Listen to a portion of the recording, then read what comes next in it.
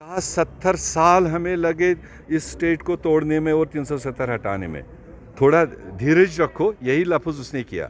वो धीरज का माने क्या है कि हमने अगर 70 साल इसके लिए लड़ा तो कम से कम 27 साल तो आप वेट करो।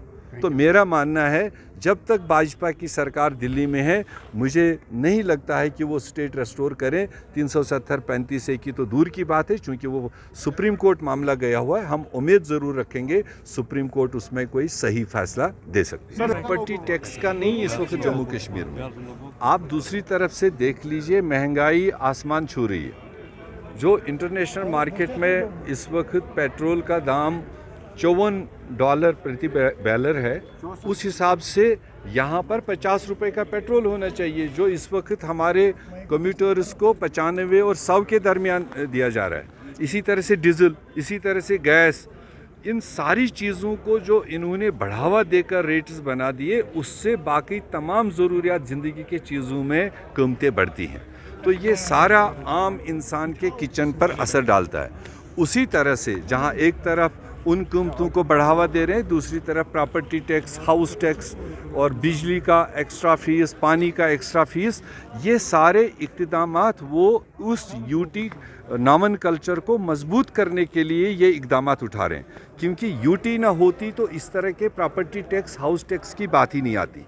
जो बाकी देश में यूटीज़ हैं, उन सब में ये हाउस और प्रॉपर्टी टैक्स लगता है, लोग पे करते हैं। इसीलिए तमाम यूटी में रहने वाले लोग अपने आप को स्टेट की डिमांड रखते हैं। तो हमारा रोना यही है, हम तो एक फुल फ्लैश स्टेट थे, हमें यूटी में क्यों बदल दिया, और यूटी में बदलने के बाद इतने सारे जो जुल्म है हमारे लोगों के साथ क्यों कर रहे हैं। एक तरफ ऑलरेडी कोविड की वजह से, दूसरी तरफ यहाँ के सियासी हालात की वजह से यहाँ लोगों की आमदनियाँ बहुत कम हो चुकी हैं, ज़ीरो के बराबर। और दूसरी तरफ से आप सरकारी तौर पर मतलब एक के ऊपर एक लोड बढ़ाते जा रहे हो। तो इस तरह से लगता कुल मिलाकर कि भाजपा सरकार को इस खित्ते में लोगों को इकनॉमिकली पसमानदा बनाने की एक बाज़ाब्ता पॉलिसी है, जिसके तहत ये किया जा रहा है। डेलीगेशन इस तरह की आती जाती हैं, हमारा कोई सीधा उसमें कोई ऑब्जेक्शन नहीं है, मगर सवाल ये है कि उसका रिटर्न क्या है। एक तरफ मोदी साहब कोई और बोले, कोई और इन इश्यूज़ को उठाए, कहते हैं इंटरनेशनलाइज कर रहे हैं। दूसरी तरफ से आज तीसरी बार वो 30-30 लोगों की डेलीगेशन लाकर अपने ही मुल्क के अंदर, वो डेलीगेशन यूपी क्यों नहीं भेज रहा है, जहाँ हत्याएं हो रही है, जहाँ औरतों का दिन दिहाड़े कत्ल हो रहा है, वो दूसरे गुजरात में क्यों नहीं भेज रहा है, वो जम्मू कश्मीर ही क्यों ये भेज रहा है। तो उससे लगता है कि वो खुद ही कश्मीर के ग्राउंड सिचुएशन को इंटरनेशनलाइज कर रहा है और दूसरों पर इल्ज़ाम देता है।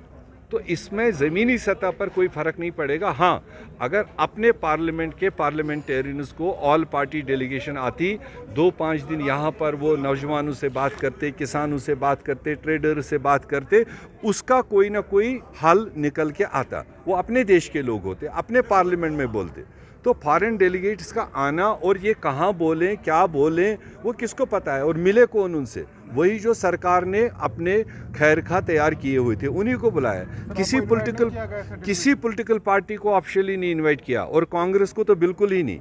और फिर झूठ बोल रहे हैं टेलीविजनों पर कि यहाँ पर कांग्रेस, नेशनल, पीडीपी, सब पार्टीज़ के लोग थे।